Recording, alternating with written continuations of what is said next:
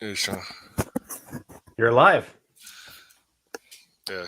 I thought maybe your condo got swallowed up by a sinkhole. It was across the street from me. Really? Yeah. Wow. I told my wife, she showed me that. I didn't know anything about it last night. I'm like, hey, that's where the guy I talked to on Fridays is located, and he's in a condo in Miami. You knew I was in Surfside. And well, she said it's right next to the beach. I'm like, he's pretty much right next to the beach, I think. So, Yeah, it was across the street from me. was, were you there when it happened? Was it really loud and crazy, or what? And so I didn't notice until so I wake up early in the morning. Like I wake up like around 5, and I do my normal routine where like get out of bed, hop on my laptop over in over in my office, and when I looked at my phone, I just saw a lot of like chatter on my WhatsApp. So I have like a group chat for the condominium that I'm in, and it just had a storm of messages. And when I like examined it, they were talking about some collapse. And I'm like, what? And then like I went to like unfortunately I went to CNN because I wouldn't think that Al Jazeera would. Al Jazeera is my main source of news, but I wouldn't think that they would cover something local in Miami. So I went to CNN and I just see like a headline about some condo collapsing, and it's like on the main page, and I'm like, hey, I know that building.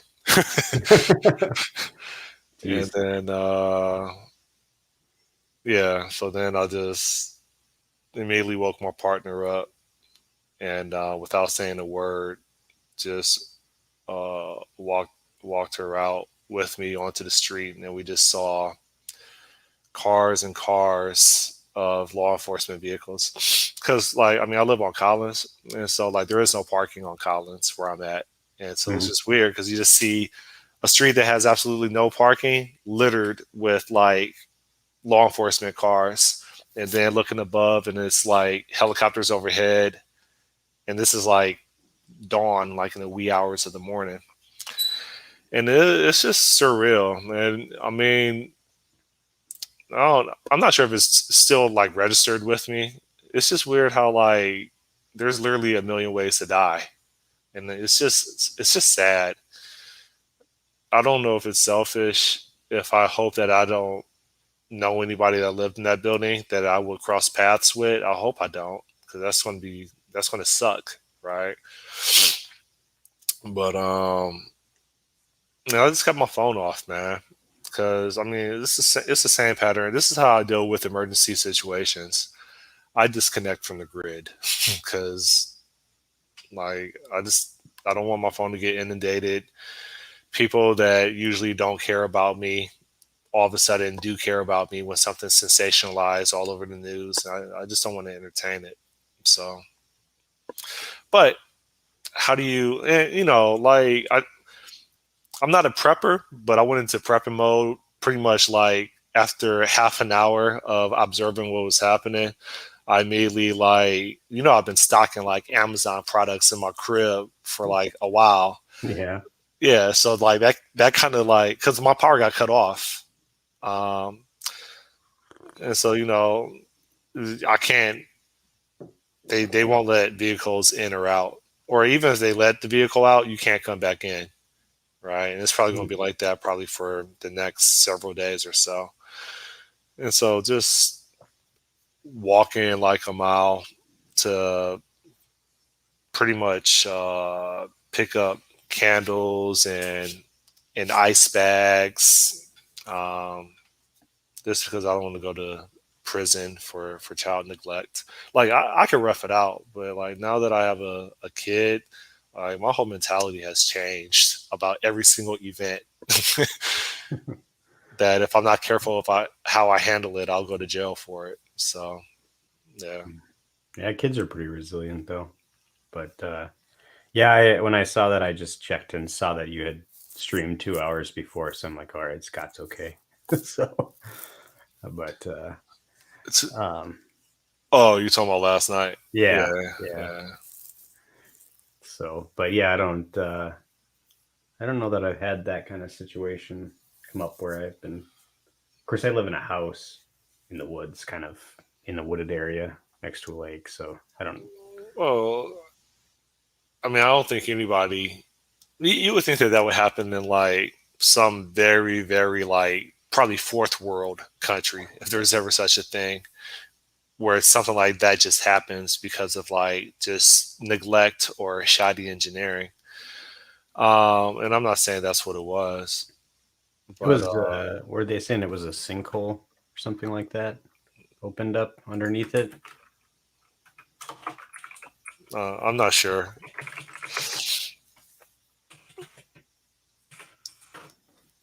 I'm not sure. I mean, it's on the beach. Um, I don't know. I Huh. just know. I just know that speaking from experience, probably within the next 12 hours to 18 hours, it's going to start smelling like death. I remember what the smell of death smelled like when the last hurricane came. Not necessarily humans, but like just animals, right? Hmm. From fish washing up on shore to cats and all that other crap. Like, I know there's going to be a stench because there's bodies that are in there, like that they have to scrape up, right? Yeah. Um, yeah, I think that's what I don't know. I'm sure people are aware of that, but they don't realize like there's bodies that are tangled in pipes and concrete that are just sitting there, Oof. and people's dogs and cats are just in there too. All right, Yikes, I yeah. mentioned that because I'm an animal lover, right? So Yeah. Yeah. Just imagine like laying in your bed at night and suddenly your whole world comes crashing down. I like I Huh. said, like my mentality changed now that I have a kid. Where like now I can't imagine being helpless when your kid when you can't get access to your kid, Hmm. right? You're literally stuck and probably bleeding out, probably for like the next I don't know 10 or 20 minutes, and the last thing you want to do is like protect your kid. So Yeah. I don't know. It's weird how like we should be thankful for things that you really can't imagine you would be thankful for. Like Hmm. it's stuffed up, man. Geez. Well, and then less morbid news. So do you have power now? Yeah, it came in Okay. yesterday evening. Hmm. Yeah, I mean, thankfully yesterday was cloudy and rainy, um, so it wasn't disgustingly hot. Else, yeah, I'm sure there would probably be a couple people within my area that would have caught cases just due to stress and them can't. I mean, they can't go to work. They can if they do commute post COVID. But I mean, thankfully the weather, it being rainy and cloudy, was actually a good sign given the situation where I'm at. Cool. How's your rental system going then?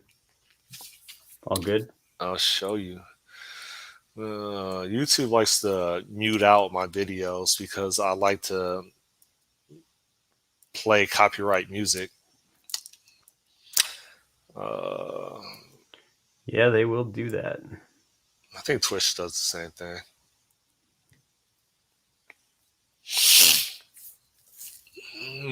A brick at a time is what I'm trying to lay. It's coming up though. I haven't plugged it into back end services in a while. I think because I did some major refactoring just for this rental system that I'm sure that there's some spots I miss in a dozen services that I rely on that I need to update.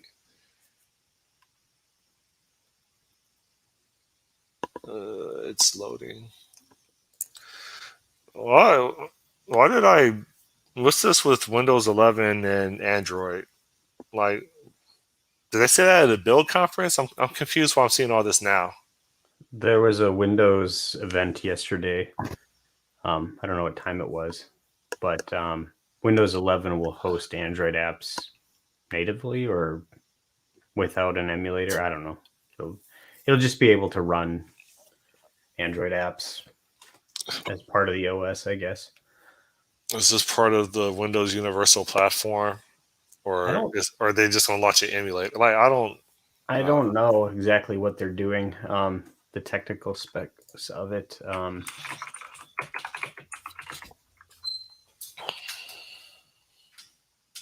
We'll bring Amazon's App Store. Uh,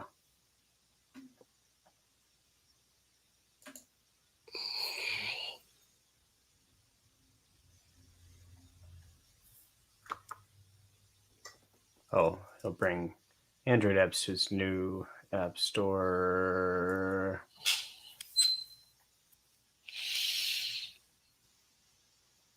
Well, regardless. So, what I got done in the last maybe 48 hours is I got charger in here. I got um, the music in here. I got hold up, go back. I got the canopy in here. I got the umbrella. This. I added the umbrella last night. I added this cooler this morning, and then last night. Well, this Domino's things works, right? But last night I also added this sunscreen under the grocery category. So I added this morning. And if you click on the cart, does this scroll? Yeah, it scrolls. Yeah, so I got all this. So now I have the ability, with the exception of the smoke shop, to add the items from the landing page. Of course, I added a back button for navigation for most of the pages. And then if you hit checkout, you just go to the normal like workflow of uh, and basically providing your payment method and then committing to uh, in order for it to find couriers. So Mhm. it's slowly coming. Um, yeah, that's it. I think this weekend I would like to have a stretch goal of getting all the stuff selectable to show up in the cart, and be able to integrate it with not necessarily the rental system yet or the rental backend service, but all the other backend services. Be able to demo that hopefully by the end of the weekend. So What does it take to add one of those things in? to for it to show up in the cart, Yeah. it's it's this over here. So this is really two stage. Like right now, all this stuff is hard coded within the app, and so like if you want to add another item a month later or a month from today, you have to like add it and recompile the app and redeploy it. So like I'm aware of that.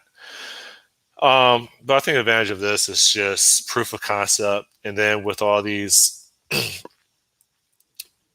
these different items that I hard coded, I could then just write a script to push it into or shove it into a database. You know what I mean? Yeah. And then just reference the database and delete all this. So I think what I'm doing isn't really a huge waste of work. So so like this is the home view model, and then these are the different uh, sets of data that's going to show up: your rentals, your kitchens, your grocery. I don't know why grocery is singular.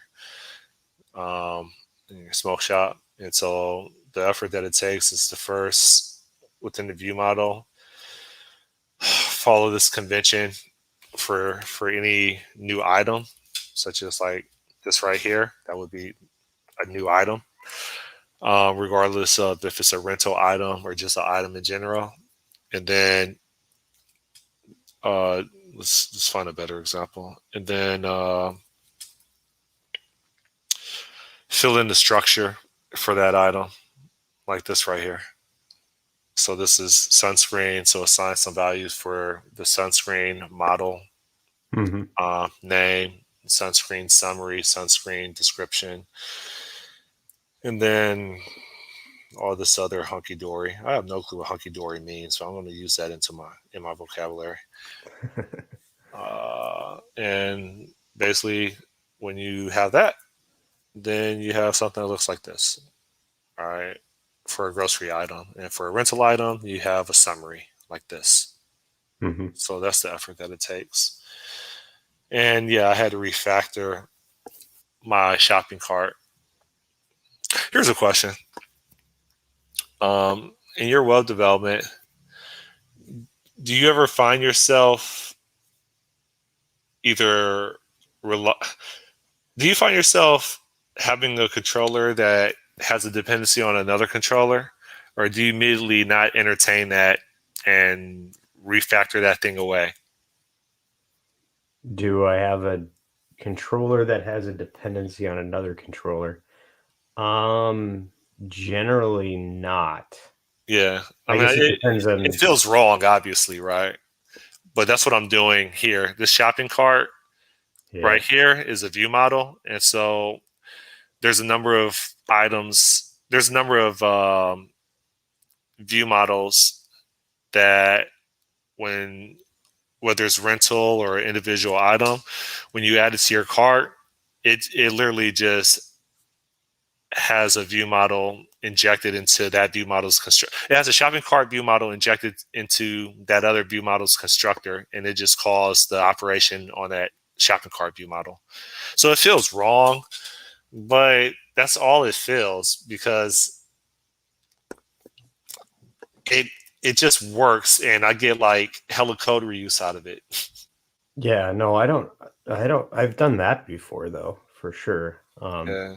It's a little bit different with controllers because there's I mean, in front of controllers there's HTTP, but I'll use the same like DTOs across potentially multiple controller actions and stuff like that, or different, sometimes even different controllers entirely, um, depending on if they're like embedded, classified as like embedded resources or whatever. Yeah. But So I mean, I don't think it's bad for view models to have dependency on view models. okay. I don't. They're in the same. I can hear myself talk, but they're in the same like logical area, and I don't know that the coupling that you'd get. I suppose if you wanted to change the view model in one place, but if it's just referencing it, it's probably just fine as long as it's not inheriting from it. You still hear yourself. You still hear your echo as you talk. Yeah. That's annoying, right? Yeah. Oh yeah, it's super annoying. Well, Not sure why. why is it? I have my headset on. Do I need to turn it down or something? I'm not sure. Well, when you're talking, I don't hear it myself at all. I don't know why. Maybe it was just a brief thing. I think that these Try now. yeah, nothing. I don't hear it. Maybe it was just a brief. All right. So that's with my volume halfway down. Try now. All good. All good. Nothing. Oh, I can hear myself now. Okay. Yeah, it's my volume. Huh. I put it on 50 something. We should be straight. No, because that happened to me when I was giving the video conference talk, and I couldn't deal with it. When hearing my own echo as I'm trying to give a presentation, I couldn't do it, man. I literally had to take it out of my ears, hold it to my mouth, and just start talking. Yeah. and that was me trying to improvise. Dang. So, But yeah, like I said, I think I've had view models, embed view models in them and stuff like that, or pass along view models. I suppose what's the proper way to pass the entities or the thing that you're modifying's ID in and re-look it up, rebuild the another view model on top of it, or yeah, I don't. my code is so complicated, and I'm not saying that in a proud way. Like I was telling somebody else that happened to be observing my stream, like my career app, it's pretty straightforward and pretty simple. But that was only because of the lessons learned from the customer app. The customer app, I went above and beyond with this whole illegal states unrepresentable. I'm going to have a non-empty cart. It's impossible to remove an item from a non-empty, or no, it's impossible to, what was the thing, to check out with a cart that's empty. And like I just went above and beyond. Like it's impossible to do this. It's impossible to do that. I'm going to have everything modeled. My compiler is going to just enforce every legal state possible. And I got myself in trouble, man. So, like, if someone comes after me, right, that would be a good thing, right? But if someone like else were to maintain that customer app, which requires them to know F sharp, they probably would be cursing me out, and they probably wouldn't be there long. They probably, I would give them probably a week before they quit. Nah, you know what they'll be doing is after a week they'll be like, "We need to Rewrite. rewrite this whole thing," and you'll be like, "Yep." The only person I would honestly be comfortable rewriting that will be pretty much like the superstar F sharp developers, like Yeah, Mark Seaman, Scott Blashin, Tomas Petrocek, like any of those like big names. Like yeah, they write books on this stuff. Like go ahead, but I wouldn't trust any, regardless of how good they're in C sharp. Like I wouldn't trust somebody to do a rewrite of what I built um, if they don't have any if they don't have any experience building a mobile or not even mobile, if they don't have any experience building an e-commerce platform in F sharp, I want to let them do a rewrite of it. I'll just let them quit. the yeah. So what do you do about that?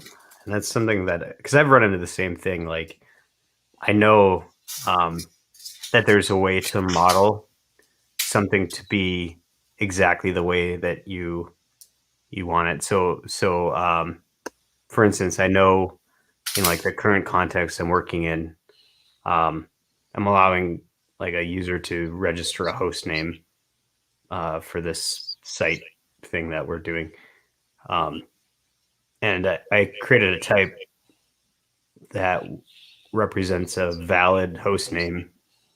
And I have a constructor that ensures that, well, a smart constructor that ensures that the host name, is a valid host name and then does some normalization on it so that, and then that's what I pass into uh, construct like the entity that uses it, which then guarantees that the only way you can make this with that host name is to use a valid host name. But then then I realized it's not just valid in terms of form and factor. I need a valid and I need a duplicate. I need it to be non-duplicated across other sites. So it's a unique, host name within globally or within the context of, uh, or just it's not used by a different person. In other words, so you could reuse it yourself, and it'll just change the behavior of.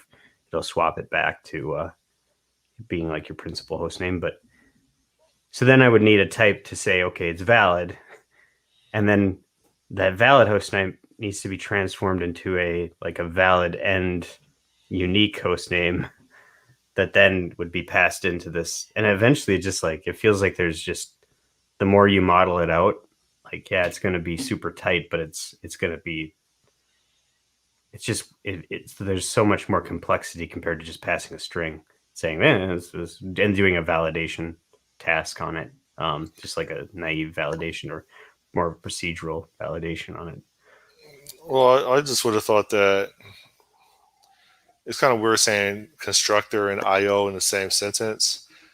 But if I understand it correctly, I feel like the only way you would know that it's a unique host name is if you hit a data store Yeah, to see yeah, if it you do. already exists. And so, like, my thought process is you have some like web service that it doesn't have to be a web service. You literally are relying on a primary key in a relational database and checking if you can insert it, and Yeah. that's it. And like your application logic in regards to the actual like app or business app, it doesn't care because all that stuff is really IO dependency and not your business app like model. That's if I understand it the the challenge correctly. I mean, I was involved to do the validation, but then I mean, even then it can be wrong, right? Uh, because there's like race conditions between the moment you check something and the moment Yeah, that you actually complete the transaction. But I mean, the possibilities of that are pretty slim to almost non-existent, so it's not really even concerned. But I mean, I don't think that there's any problem with constructing a domain entity, from IO, as long as you model out the fact that that can fail. yeah. Um, Basically, I would take the smart constructor that you have and just try to do an insert with that host name being the primary key. well, see, but in some cases, like the root, the aggregate, like isn't exist, and it requires there to be relationship there. So, in order to make a one of these, you need to have a valid host name, but you can't create a valid host name or a unique host name until you have one of these. I suppose I could have modeled it differently so that Uh, the structure is backwards rather than a child relationship. But I'm just my comments was more on the fact that yeah, like how do you deal with the fact that you would, when you model these out, if you're going to do it the way that you're talking about, it seems like it's going to create very solid code, but the complexity level and just getting it down is just, it's insane. I I've mean, like, yeah, like for me, I was more ridiculous because I was trying to use discriminated unions everywhere, yeah, and they're fine until you have to do IO.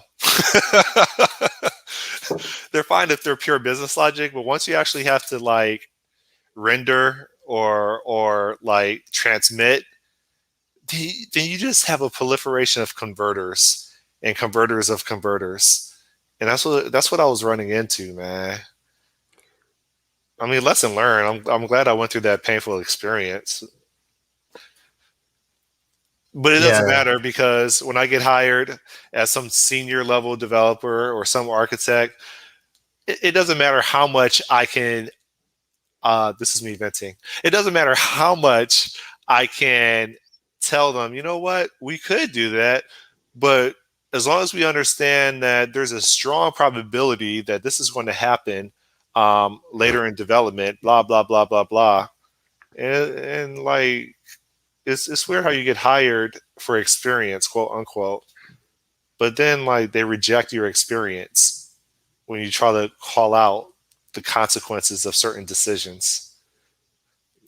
Yeah, this is me transitioning into a new conversation.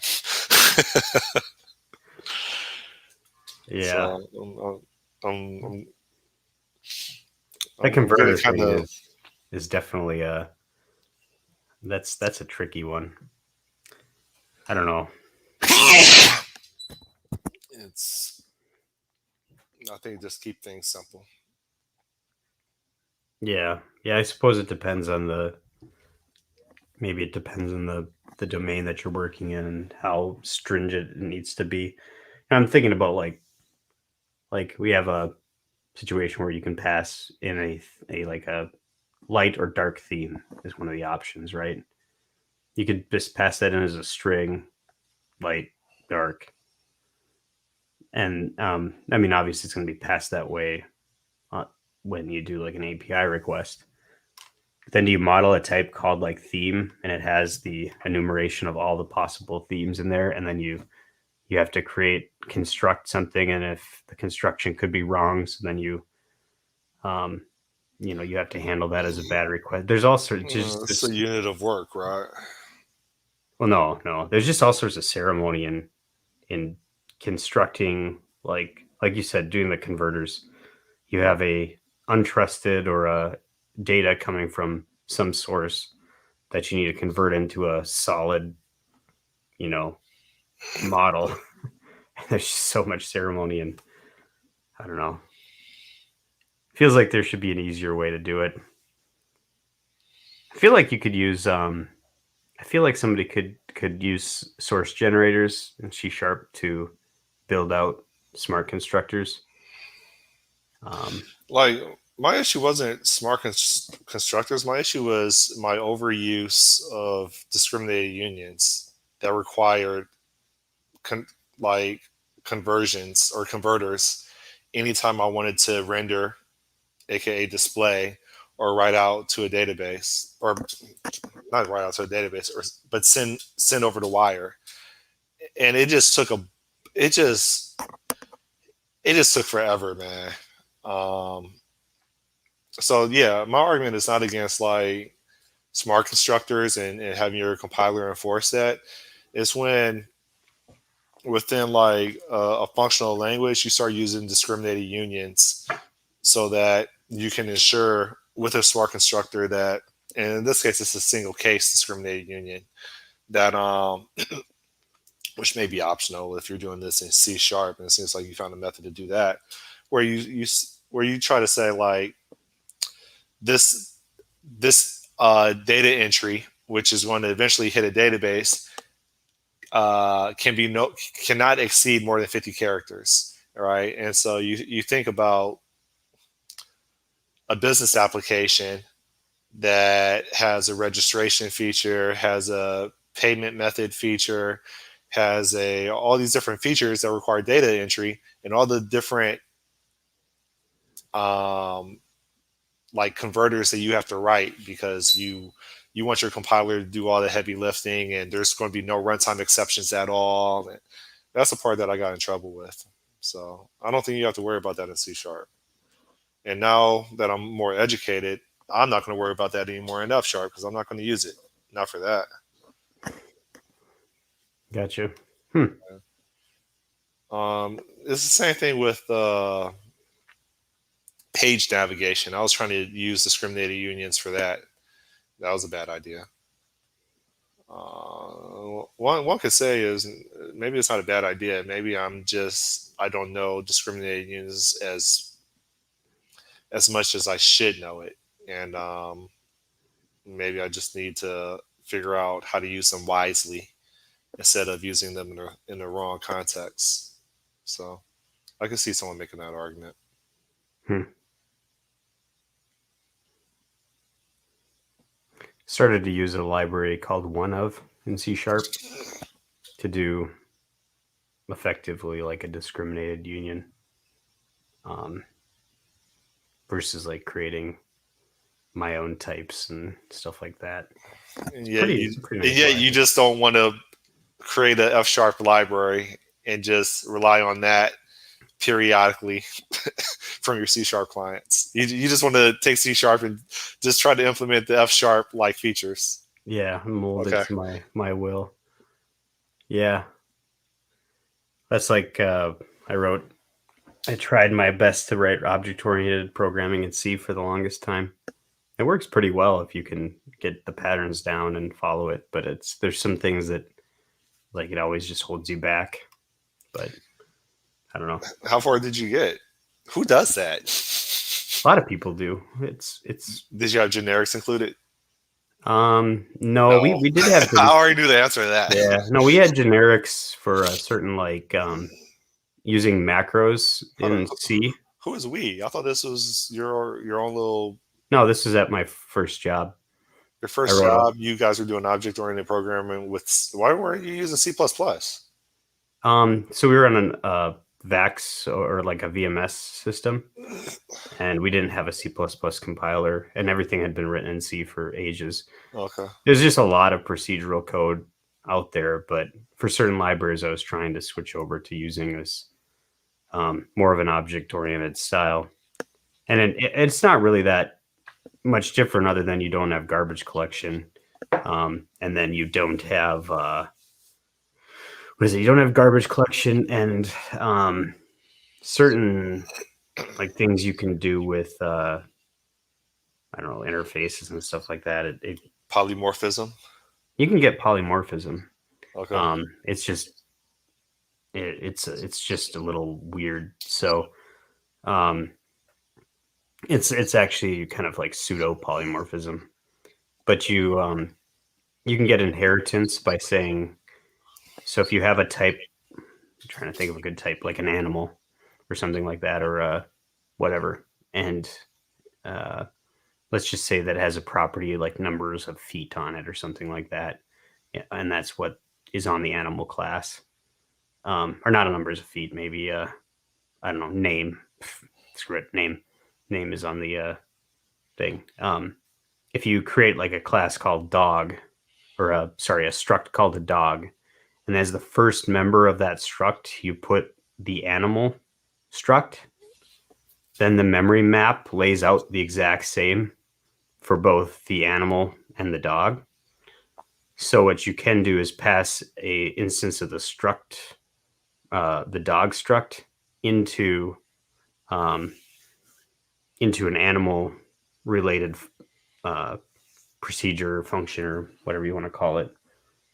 So you can get that, and then you can use, if you have on the animal class or the animal struct, you can put function pointers in it, and then just to have as part of construction that you have to pass those functions, then have animals, the animal struct actually just forward requests to its particular methods to those function pointers.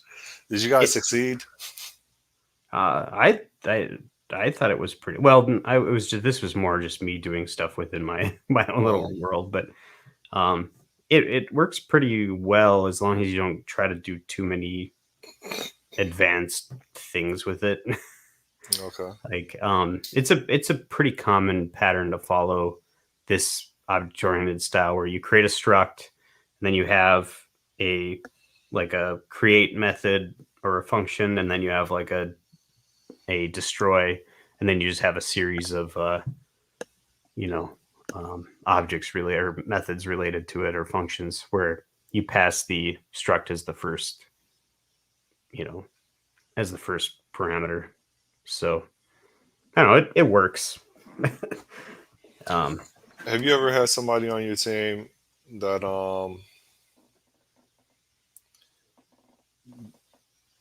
them and Git, they just weren't a ideal combination? A person and Git? Like, have you ever had someone that just wasn't meshing well on the team based on like the the way that they do work versus the way that the team does work in regards to version control and the ceremony around it? Oh, version control? No, not really. Like Um, someone holding on to their feature branches too long, or someone that requests or submits a pull request like every like half an hour. no, no. And part of that is just like I feel like part of that though is just the storming and norming phases of like team development. Like when you get a group of people together with all different backgrounds and everything, there's going to be this period of friction always, where people figure out what's acceptable within the group mentality, Yeah. and stuff like that. And obviously, like that stuff's going to happen. I guess it depends on how long it persists and whether people, warm up to it, realize the benefits or drawbacks, and then, but I've never had it go for very long periods of times where just somebody in a group, just like the relationship between the group members just never normalized. um, Yeah. so like I think, like I said, I think that's just a natural part of any sort of new team, and it can last for a while, but Yeah, I'm eventually, struggling with it right now.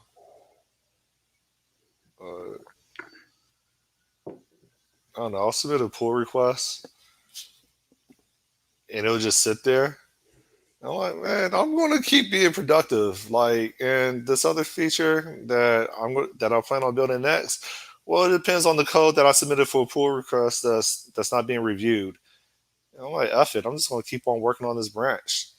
And then like a week later, 2 weeks later, I get scolded for letting my branch sit for so long and all the merge conflicts that have accumulated. And I'm like, well, I've been waiting on this gatekeeper, and like I feel like I'm not being productive if I just sit on my hands and wait.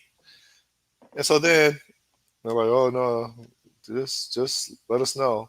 So now I spam every half an hour pull request or code review code review requested, and one person will review it, but it requires like the reviewer, the gatekeeper, and hmm, they're not available. And I'll just keep spamming every half an hour, and it's like, oh no, if you can tell, I'm getting frustrated because I feel like I understand the motivation, but in like the real world, it's not addressing the motivation behind it.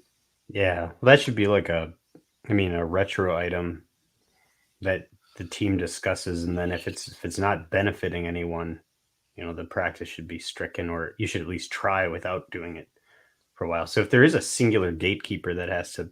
approve everything, is that a team decision or is that like No, their it's the lead. It's decision? their decision. They're the lead.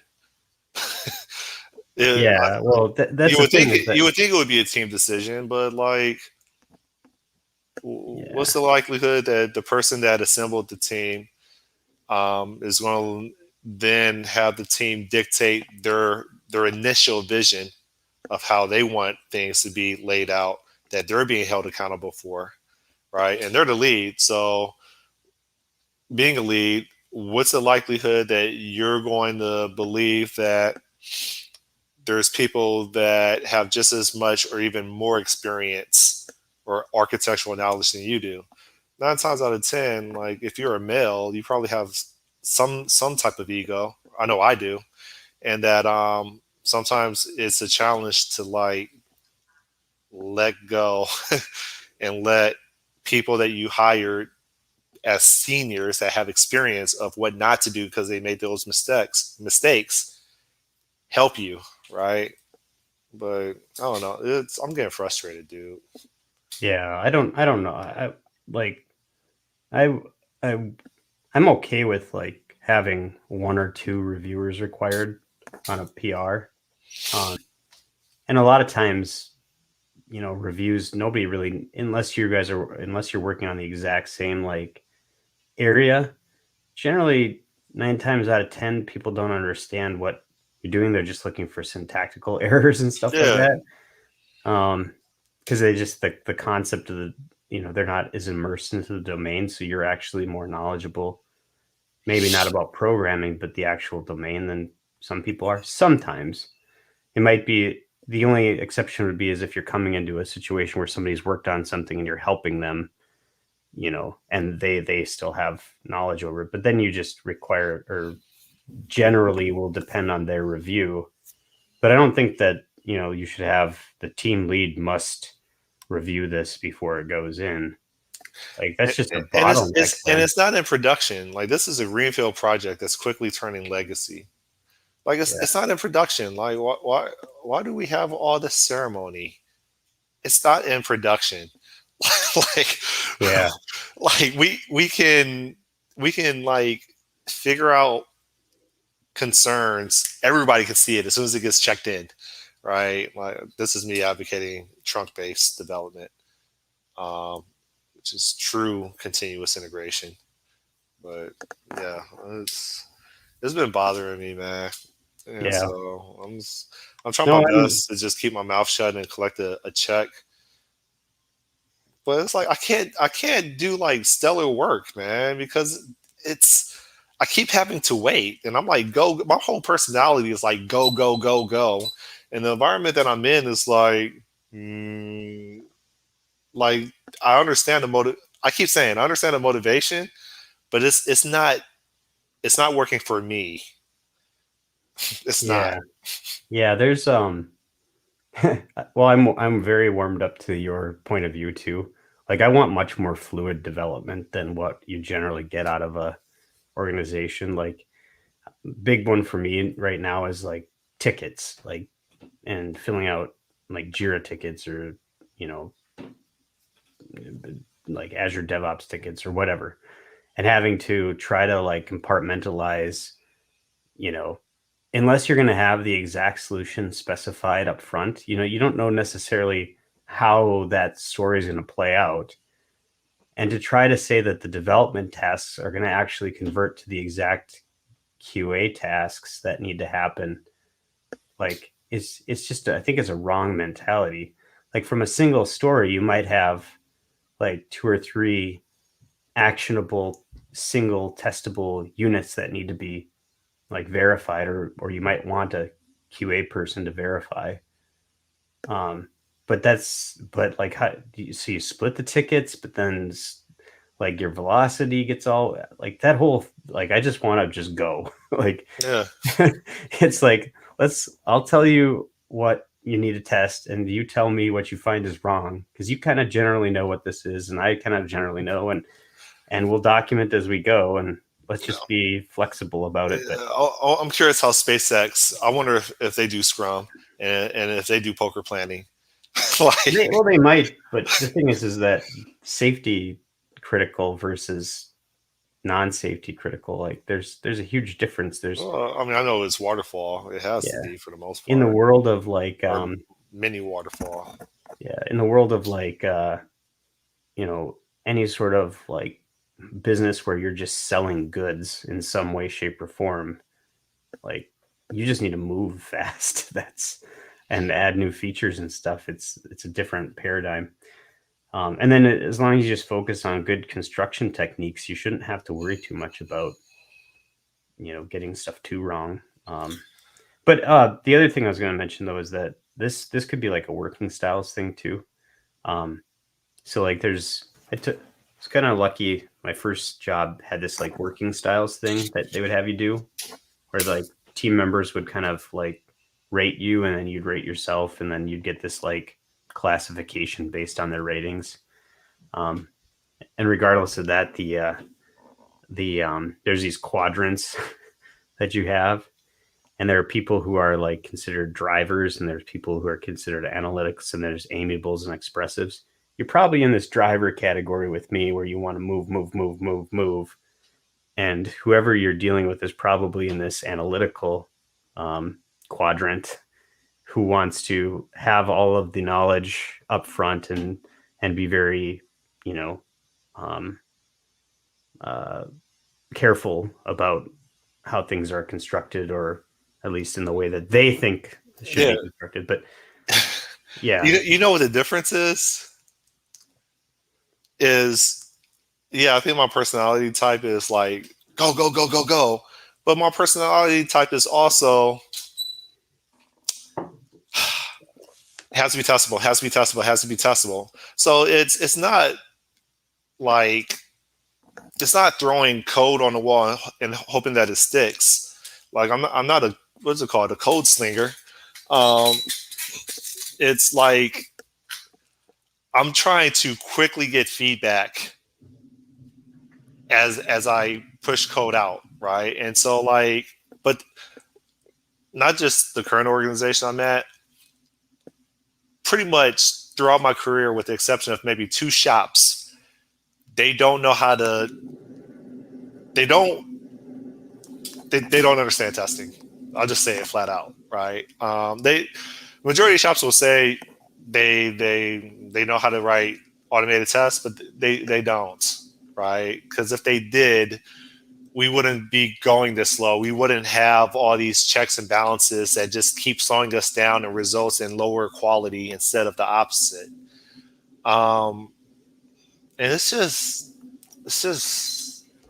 it's frustrating. This is why I like just doing my own thing. This is why, like, if I'm working in a C# code base and I'm working with people that don't have the same experiences that I have, I'm trying to be very politically correct.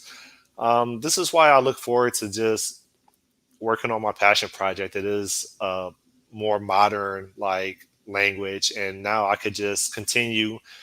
I feel like now just maintaining my skills. I'm not even talking about increasing it. I'm just trying to maintain my programming practices or habits, because I don't know if you could speak on it, but like I feel like not all of them, but a fair number of shops that I work at, if all I do is program in their code base, I actually get worse when it comes to designing and modeling, just because I'm constrained to their environment of how they do things, how they construct things.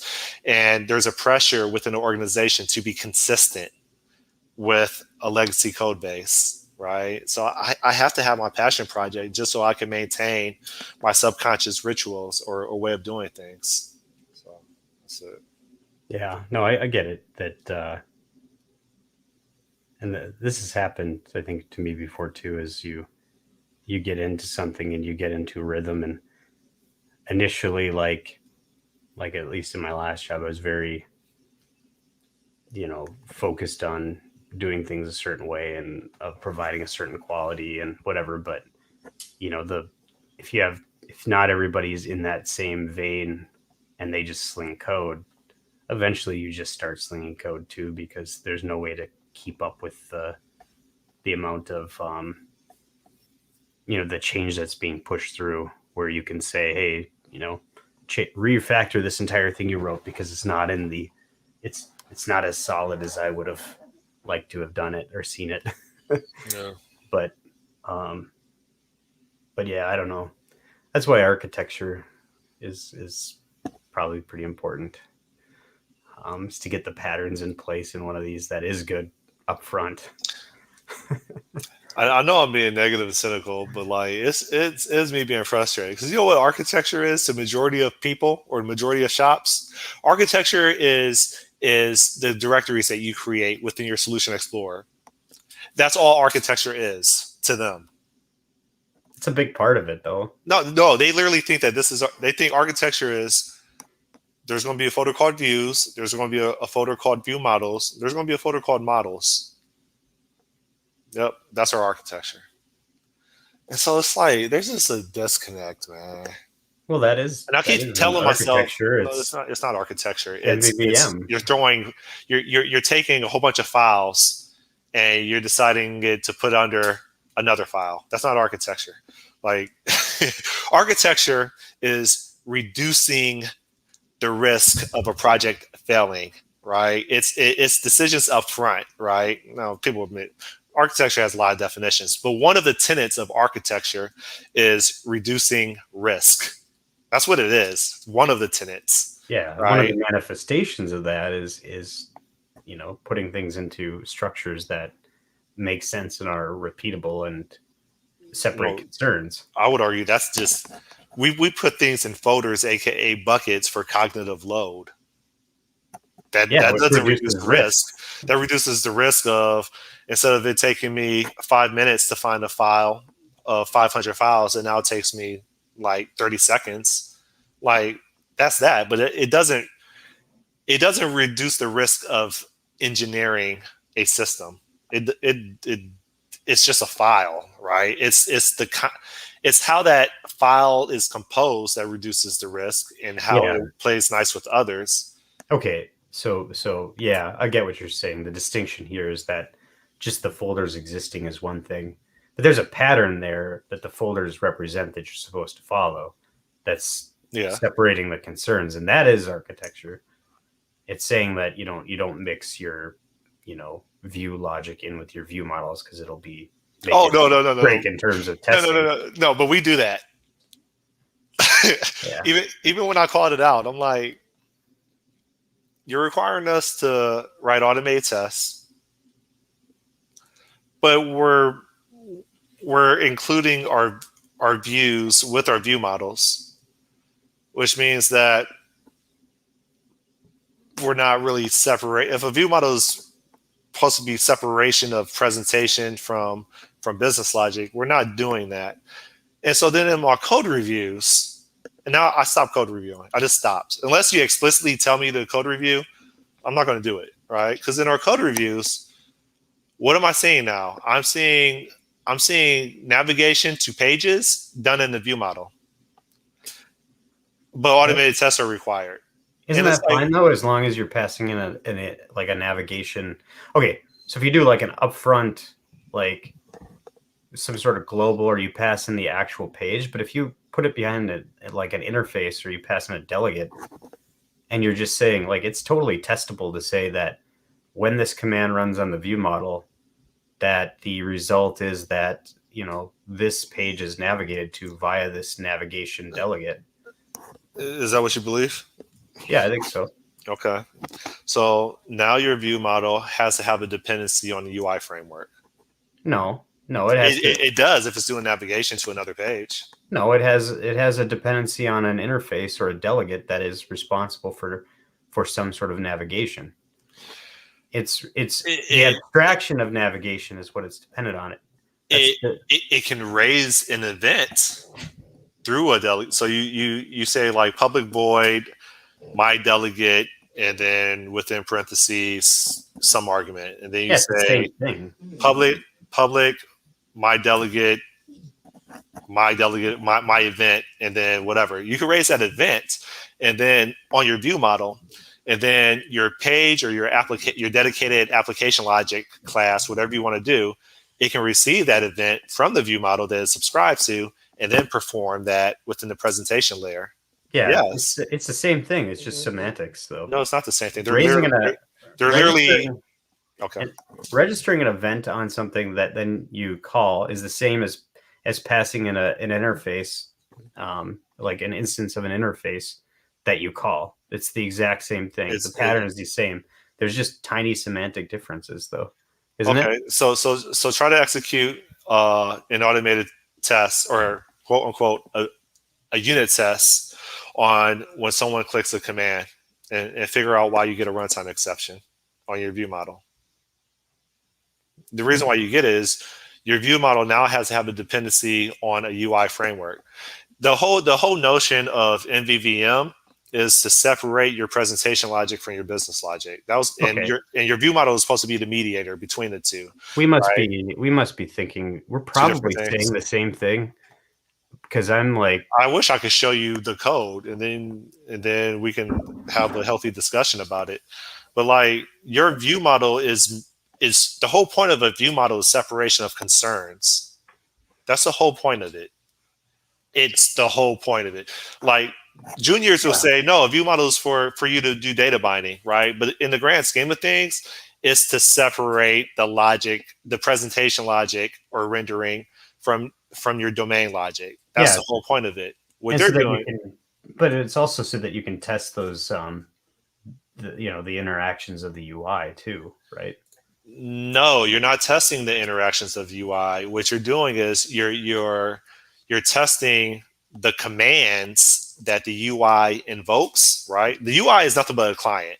Just like your automated test is nothing but a client. In this case, an automated test and your UI, they're siblings, right? They're both clients that could tap into a view model, right? They can both invoke a command on that view model. That view model will take that command, maybe convert it to a different structure and route it to your domain model. Your domain model returns back a result. Your view model takes that result and mutates a property on itself. that your view is data bound to, and your view gets updated or refreshed based on that specific property that it's bound to. So you're testing that like you can test that the click of a button, if it's bound correctly, that's a different concern, would produce this effect on the thing. So publish invoice, this will trigger a invoice publishing, and then you could also test that then it triggers a navigation event. I would argue what we're testing is either an event that we're expecting, like literally a C# event or a .NET event that we're expecting occurs, or we are testing that a property has now been updated based on this request coming from our unit test. That's it. You're verifying that the state of that view model has changed, or you're verifying that that view model has successfully raised an event as a result of a command being pressed. Yeah, those are the 99% of anything that's done on a view model is going to involve one or the other, based on my experience. Now, what they're doing is they're literally saying like, "Hey, this command has been invoked. Okay, Xamarin Forms framework, navigate to this page inside of the view model." Right? Yeah, it's not testable. It's that's not. what I'm saying is that I think you and I are probably saying the same thing. I'm sharing now, but if you had like an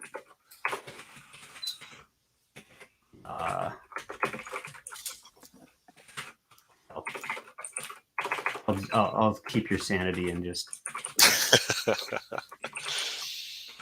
okay. So if you have like, this is an order view model. Okay. Zoom in here, right? If you have an order view model like this, and you have something like this, where you do navigator.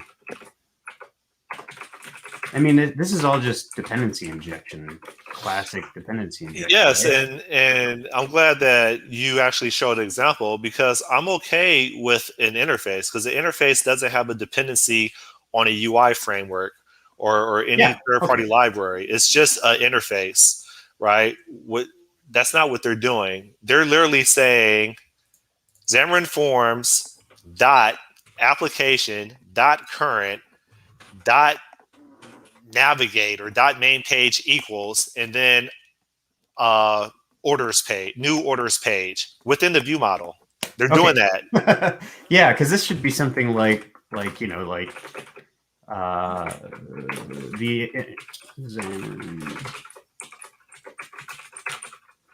and like I call it out. I call it out. I tell them what the consequences are. And then like my lead is like, oh no, we're probably just going to do view model based navigation. And it's like, I'm telling you what the consequences are.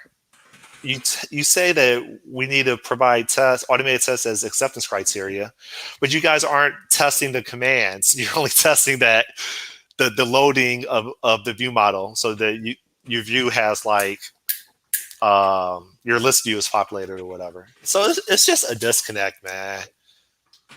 Yeah, because like the majority of people, they don't write. They usually have they don't write unit tests. They don't.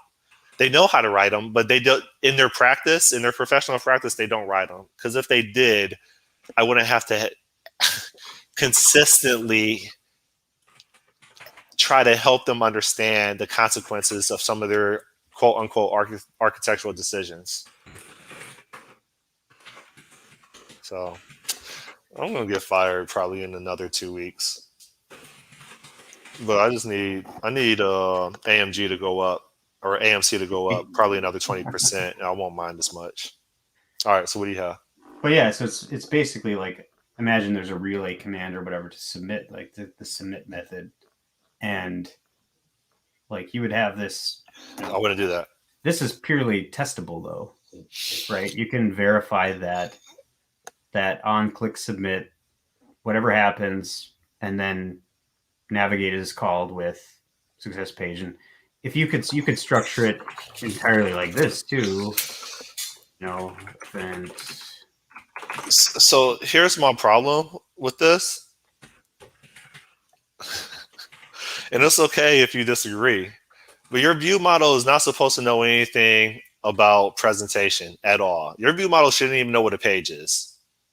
If we're really talking about decoupling, your view model should have no knowledge about its clients at all.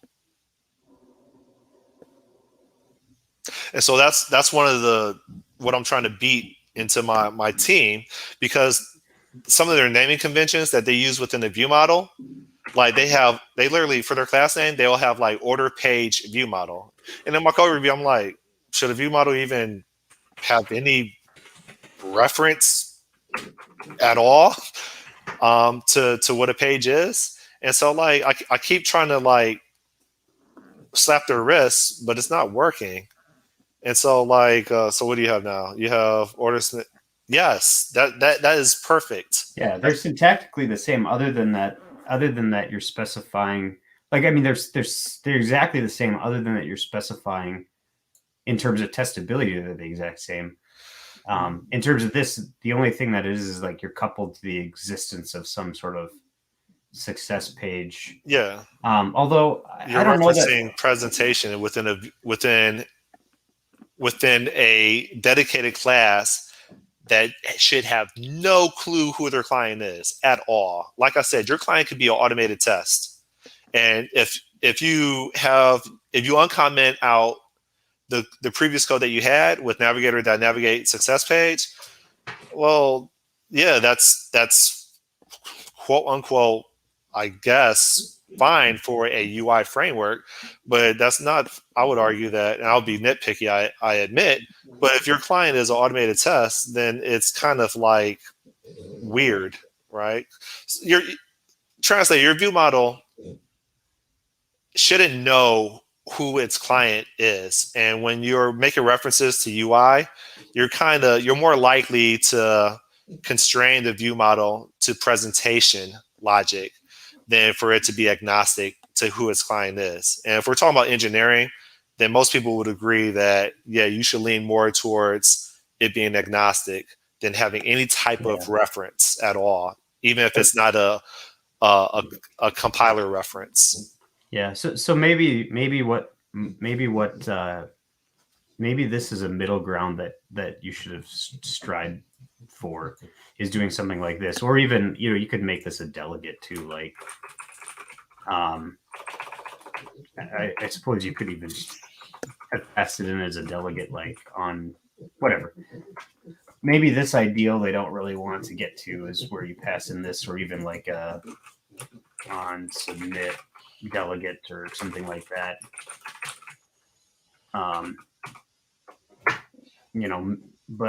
But maybe you could convince them that at least putting this behind an interface makes it testable. Whereas I think what you're saying is definitely like this.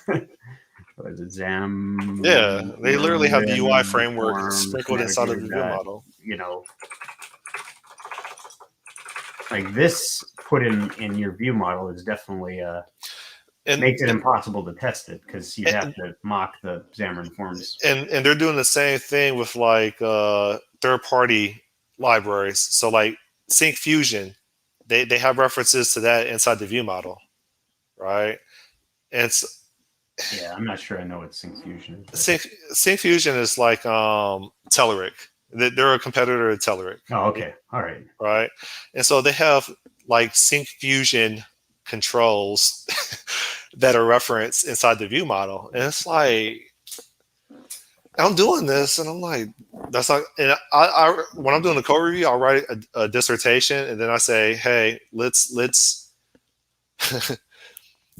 not do this. Instead, let's use this UI dependency. Let's put this in a value converter. And the whole point of a value converter is when a data type that you would like to that you depend on in your view is not the same data type in your view model, and so you want to convert it to the data type that you need, right? So let's take that Sync Fusion dependency and let's put it in your value converter that's contained within your UI library.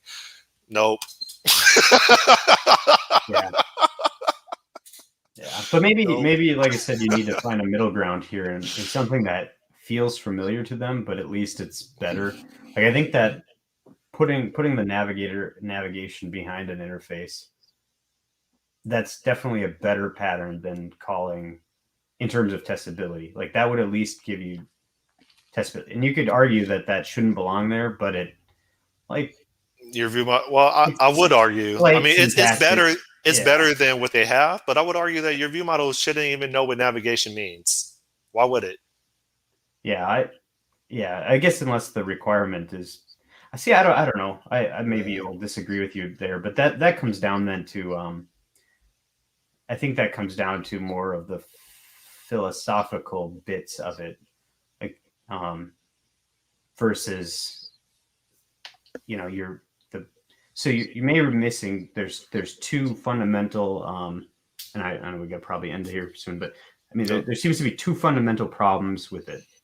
What you're talking about. Problem one is that by calling this static thing within it, you're basically not doing dependency injections, which makes it not testable. That's a real concern. That's concern one. And then two, this thing shouldn't know about navigation.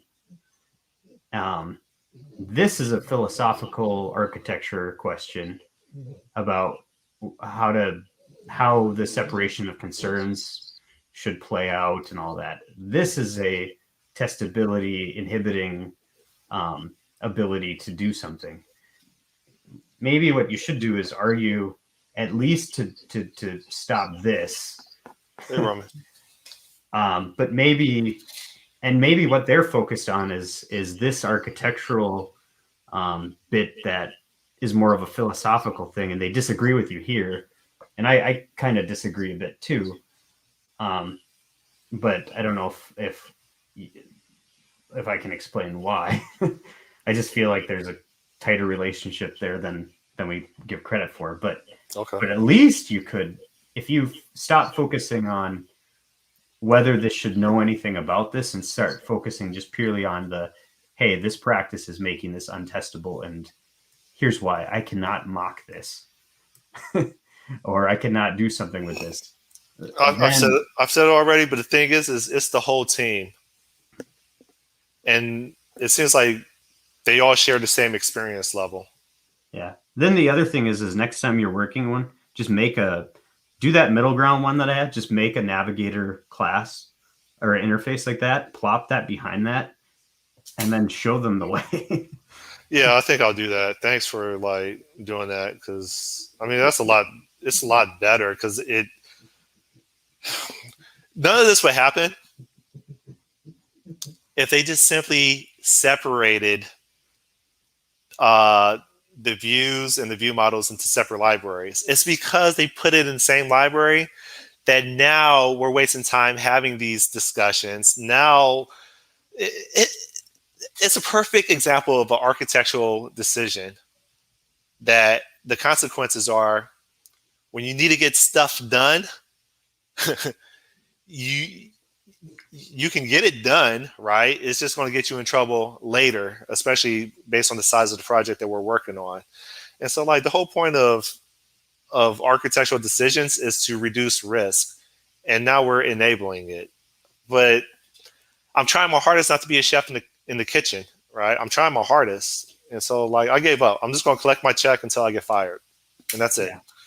So Yeah. But anyways, I would like I said, I would try to hunt down that middle ground and write some tests and show how it, at least that approach would be. Like I've seen that approach too. I think that's even built into like I use Prism or something. I use MVVM Lite usually when I'm dealing with MVVM, and I haven't written MVVM in a while, but MVVM Lite is what I've used, and they have a navigator like class in there, or interface rather, that abstracts over all of that. And I've used that in the view model, and I haven't had any problems with it. But I do think that I guess how would you test then that something that on completion of an order, the success page should be went to. Well, I mean that's the integration test, right? Okay. And plus how do you really unit test IO, and Okay, you fair enough. don't. Yeah. So, but I think raising events like that, that's probably a better pattern. Uh, I don't know why I didn't think of going that route before. No. Yeah. Maybe it's Well, because I get worried about events, and then because there's garbage collection and all that, so you can get memory leaks with. But maybe they don't have oh, to as do long as that. you do it, as long as you register or subscribe to those events in the constructor, you're good. It's when you subscribe to those events outside of the constructor that there's a likelihood, or there's nothing restricting it from being called more than once, that you always have to desubscribe or unsubscribe before you subscribe again. So, for example, for the on appearing method that you override in Xamarin Forms, like I always unsubscribe and then subscribe, regardless if it's my first time subscribing or not. Mhm. That's how I handle the memory management or memory leak issue. Didn't get a lot of conversation out of Roman Gamlor. But Uh, I usually run IO on my tests these days. I only mock things if they're really out of my control, like a cloud service or system. yeah, I think that's what the world's coming to.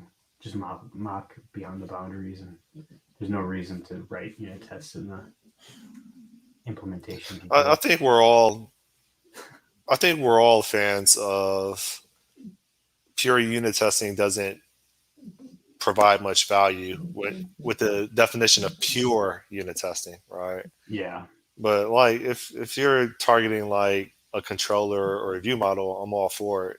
It's just the implementation details that are a waste to unit test. yeah.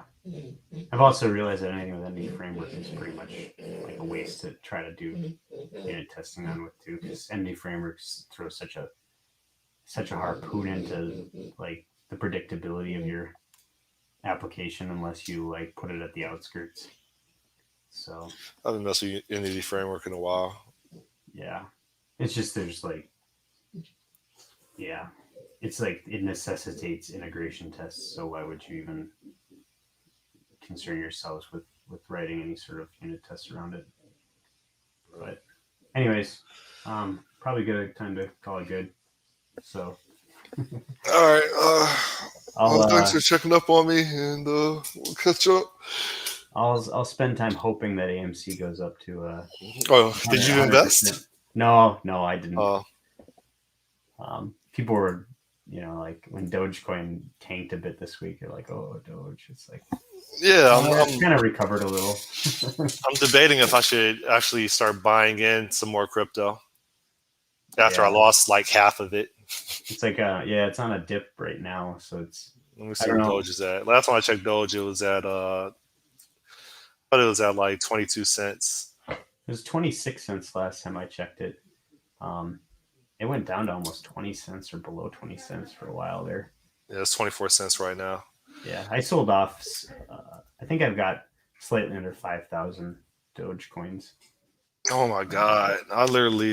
I've lost damn near 50% of Ethereum. Yeah, that one could come back though, pretty good though. Ethereum, like you said, has got some usefulness to it. So part of this too is that they could be just trying to create market volatility so that they can buy in and get another round of boosting. Whereas us lay, lay investors will get scared off because it dropped. So Yeah. Well, I mean, China is a major influencer. China and Elon Musk. Tell Elon Musk to shut up. Like, oh my God, one person should not have that much influence over a currency, especially if yeah, they had nothing to do with it. He's not a government.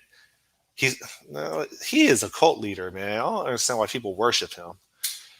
All right, well, that's another discussion. So it looks like he just left. Roman, I'm leaving too. See ya. Probably 30 seconds. See if you leave anything else. 5.